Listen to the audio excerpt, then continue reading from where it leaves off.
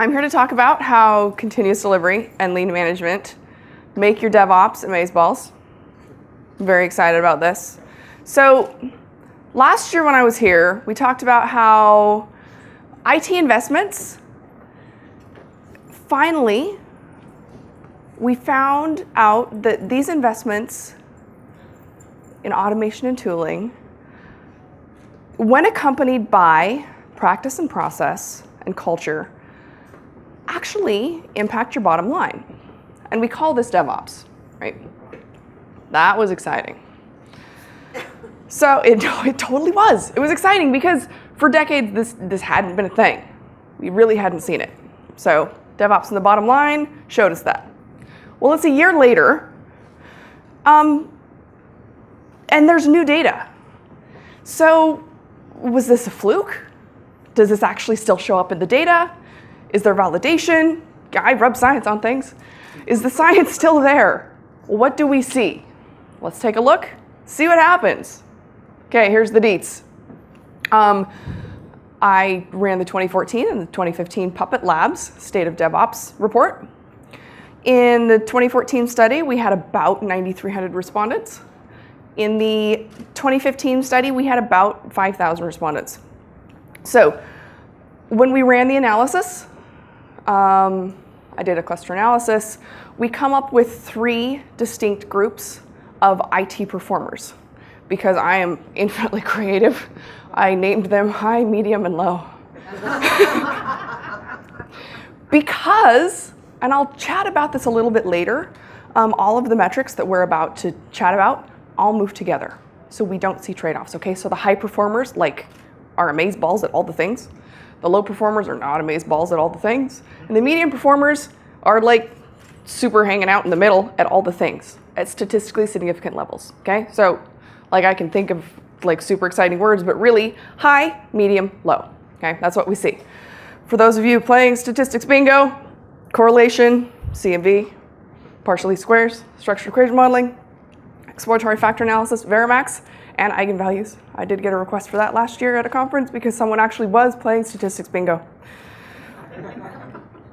with a friend. Okay, let's just cut to the good stuff, right? We know that IT performance impacts organizational performance. We found it last year. The super, super great fun thing is that it shows up again this year. Completely separate set of data, different values, different numbers.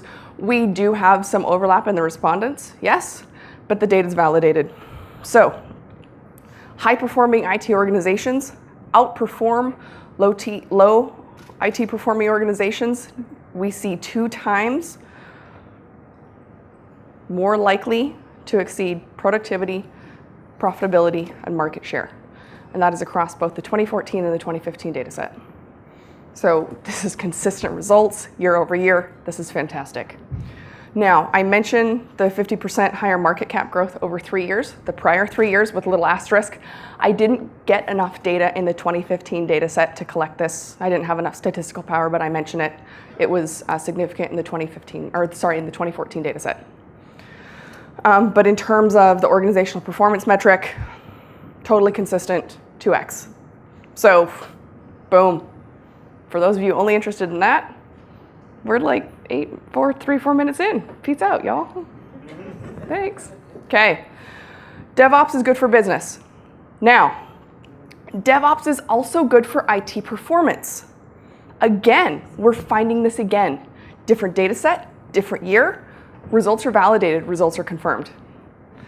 In case we want a refresher on what I mean by that, we're talking about throughput and stability. Okay, we're talking about software delivery.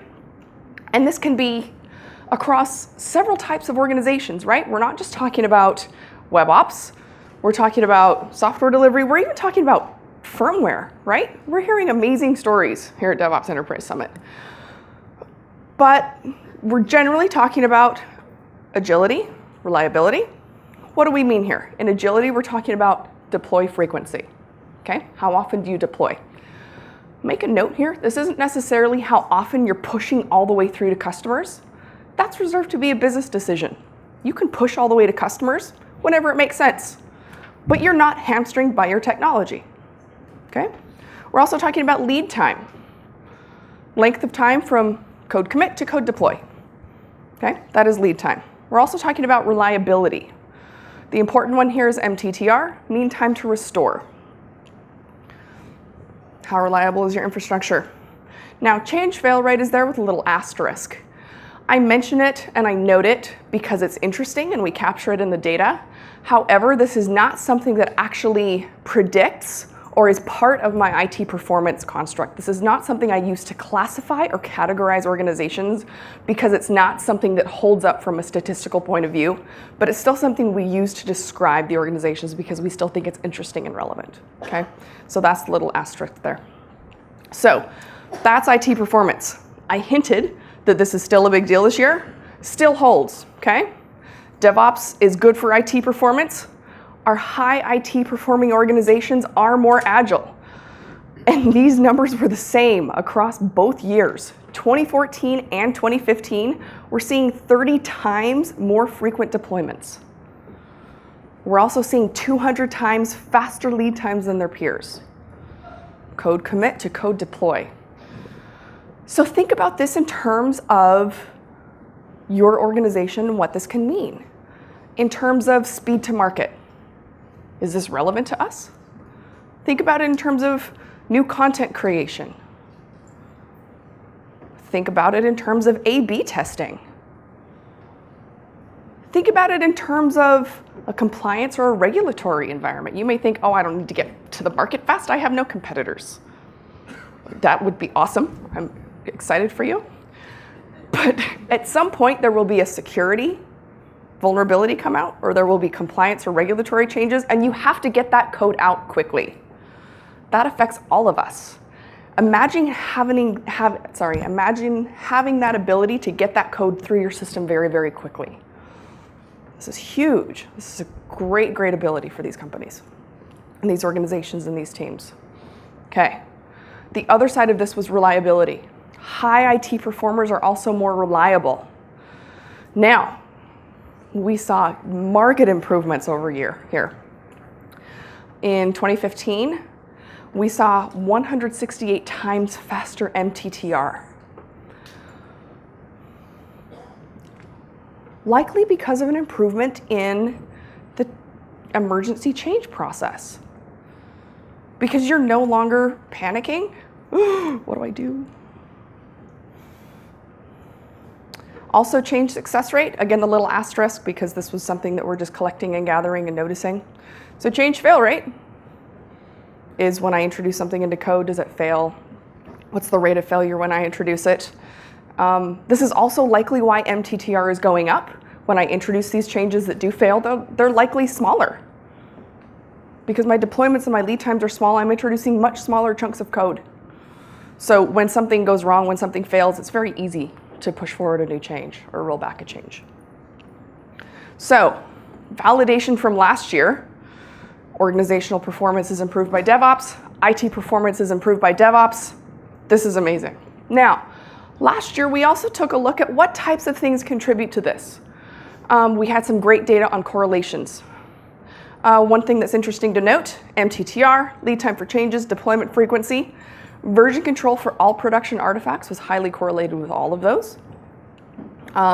Monitoring was important for MTTR. Automated testing was important for lead time for changes. Deployment frequency also had continuous delivery in there. We were starting to notice some patterns around some tooling, maybe some processes.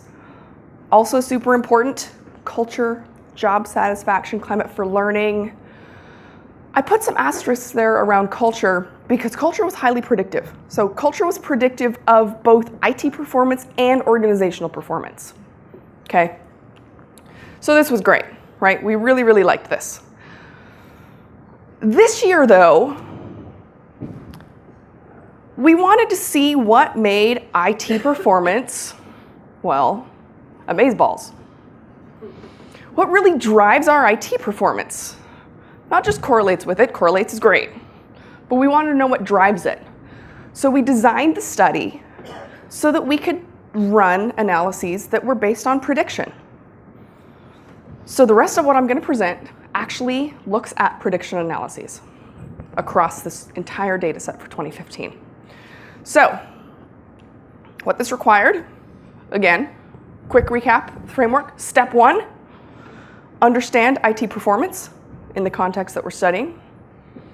Step 2, question mark. Figure out what comes next. Step 3, who knows step 3? Profit.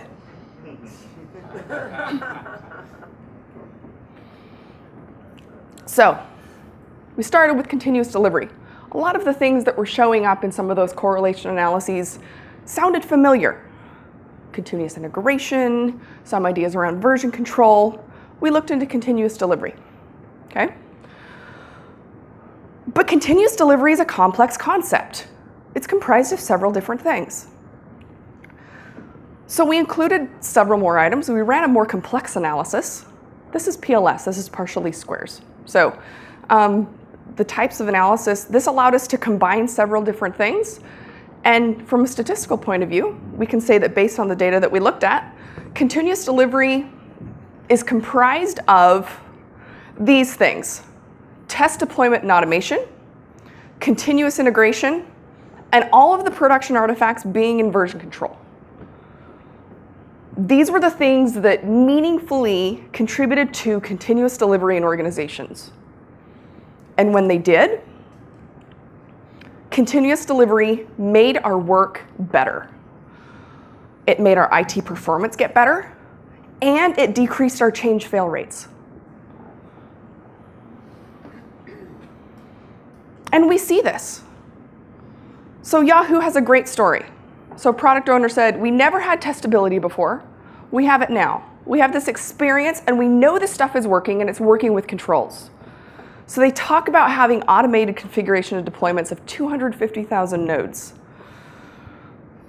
They can currently deploy up to 140,000 node configurations in 8 hours, and they can patch their entire infrastructure in 6 hours of having a patch being made available to the team.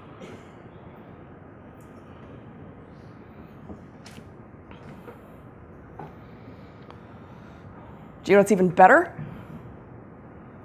You can work better, but it also makes it feel better. Because we know that deploying's a thing, but back in the day when John Alspaugh and Paul Hammond presented their seminal talk at Velocity 2009, 10 deploys per day, dev and ops working together, everyone either thought it was amazing, but they also internally cringed because they thought about how much that hurts. Deployments have this visceral reaction of how painful it is. So we also wanted to collect data about what the work feels like. Continuous delivery. The teams that had stronger and better continuous delivery processes report feeling less deployment pain. So imagine a situation where not only is your work happening better, performing better, but you also feel better about it and you're happier about it. Amazeballs. And, by the way, all of these arrows are predictions. And by the way, this carries through to organizational performance. All of these carry through. So that's the continuous delivery piece. But we also wanted to take a look at something else. Any guesses on what that is? Lean management. But what does that mean? That's a whole can of worms, right? There's so many things to start with and so many things to look at. And so, especially within our context, because lean comes out of manufacturing. So we wanted to think of what handful of things or practices or processes might really contribute to this, particularly in our space. And these are the things, from a statistical point of view, within our sample, really contribute to lean management in a DevOps space in a meaningful way. So, WIP limits that drive improvement. By the way, we are the worst at this. But WIP limits make a big difference. Okay? The second one is visualizations to show and monitor our work. Because when everyone can see where we are, it really helps. The third one Monitoring to make business decisions. Note that it's monitoring to make business decisions. Monitoring is great, but this isn't just to let us know when something goes down or to page us in the middle of the night because we were having this amazing dream that we shouldn't keep having. This is monitoring to make business decisions. We use these charts and these graphs to help us know what to do next.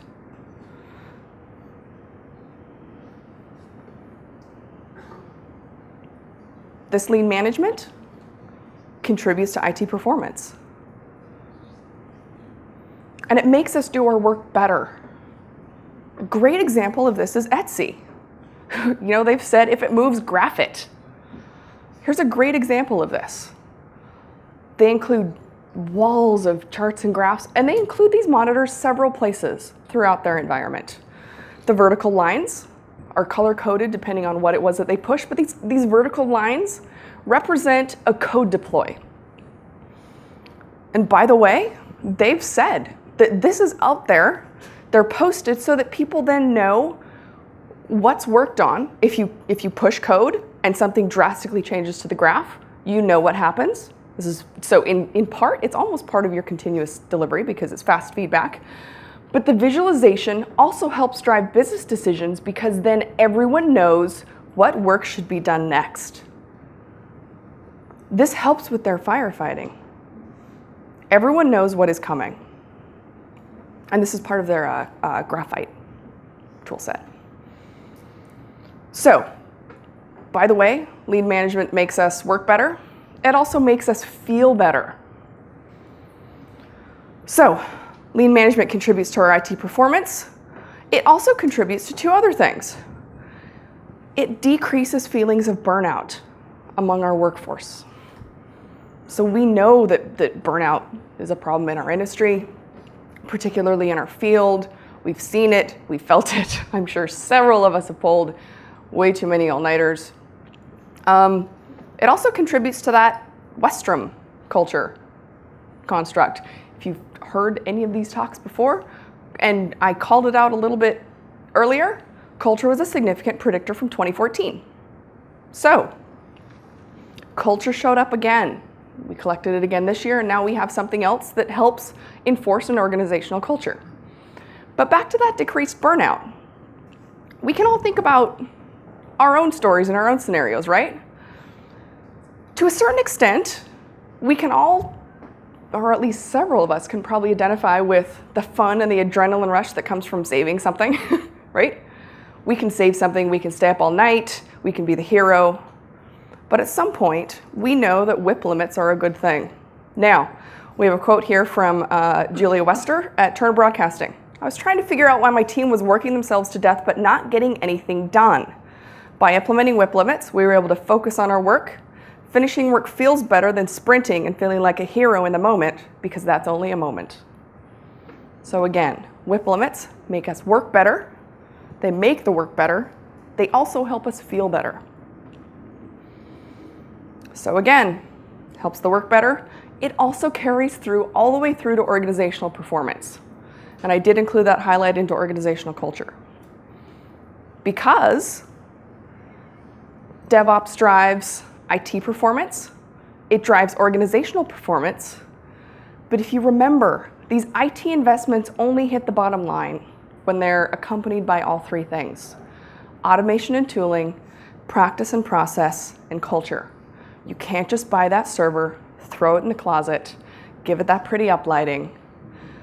So the tooling and automation, continuous delivery. Practice and process, good lean management principles. And we know what comprises that now in a meaningful way. Culture, Westrum. And what characterizes Westrum? High trust and information flow. And if anyone's interested in seeing one good way to measure that in particular, you can take a look at the metrics white paper that the DevOps Enterprise Summit team put out. And it includes 6 or 7 items that you can offer to people. It's questions. And they've been fully statistically validated and tested. So, if this is something that interests you, measuring and benchmarking teams, from the team that brought you the Puppet Labs State of DevOps survey, Jane Kim, Jez Humble, and myself, you can benchmark your performance across 4 axes: culture, automation, process, and measurement. You can compare your IT performance against an industry standard, and you can get a personalized report with results that you can share.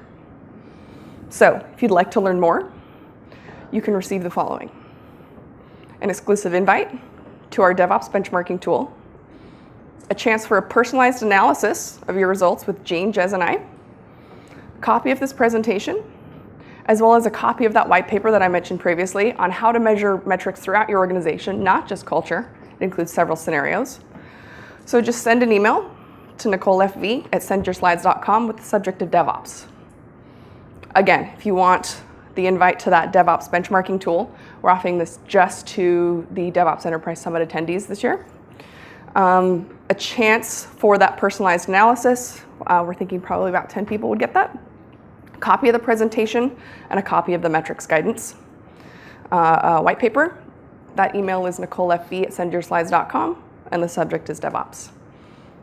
And I do believe we have a few minutes for maybe just 1 or 2 questions. Any questions? Front row. Are we on? I was just wondering what part was the predictive part? I didn't quite catch that. The predictive part? Yeah. So the boxes and the arrows, every single arrow is predictive.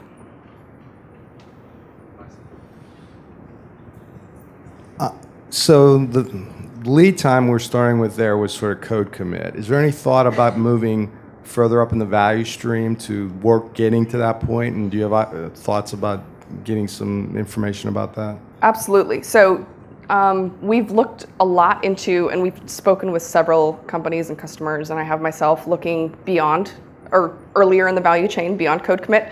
The challenge is that doing a study such as this with thousands of respondents, operationalizing that and measuring it with any kind of fidelity beyond, ideation or ticket submission or anything earlier than that is really, really difficult. So it's easy for me to do on a case-by-case basis or even within an industry. But once you get earlier than code commit, it can be really, really challenging.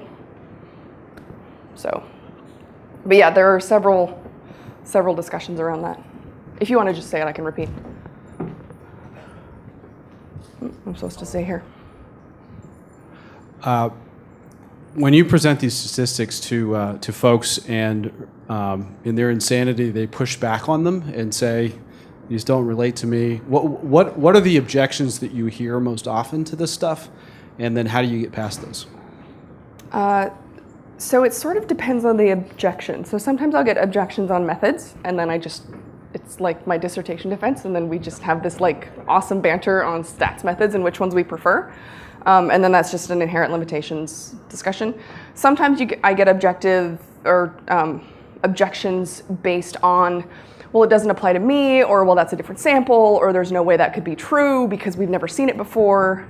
The great thing is that, in particular, the State of DevOps report in 2015, the Puppet team put together a really, really fantastic report. They laid it out really well with even more charts and graphs than we had in the 2014 one that seemed to communicate really, really well.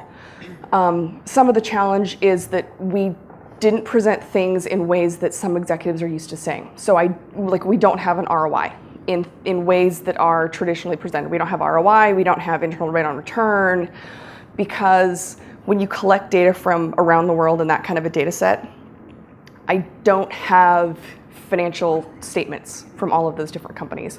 And so I'll get that kind of pushback, and when I get that kind of pushback, then I will say, I would love to do that kind of study. I've done those studies before, because my background's academia, by the way, with a master's in accounting and a PhD in MIS. But I would need some kind of funding to be able to get access to that kind of a data set, and then I'll ask them for that funding to do that kind of research. But sometimes it's just positioning. So if you can figure out exactly what their concern is or what their business challenge is, and then speak to that. Sometimes it's ROI specifically, and then you can proposition it around either the value of infrastructure as code or the value of organizational performance, or specifically the best answer I've had is around either throughput or agility, the throughput and agility or the stability metrics, and say, what's most important to you? Is it speed to market? If it's not speed to market, is it compliance and regulatory changes? Is it stability and reliability? And how can this movement speak to you specifically? What are the types of use cases where having more uptime, and sometimes it's reputation around uptime or downtime. And those types of statements or exercises, thought exercises in particular, work very, very, very well. And then you can just throw those 2 or 3 numbers of, okay, you think 30x is unreasonable. Imagine being 5 times faster than we are right now at being able to respond to those things in time to market or time to respond to the latest SSL vulnerability that just hit everybody. That's been the very, very, very best one that gets everybody. That was way too long, I'm sorry. Thank you, Nicole. That's all we officially have time for. The expo hall is open. Please be sure to go downstairs and support the sponsors that help make all this happen for us. And Nicole still has a voice left this year, and she'll hang out and answer individual questions for you guys.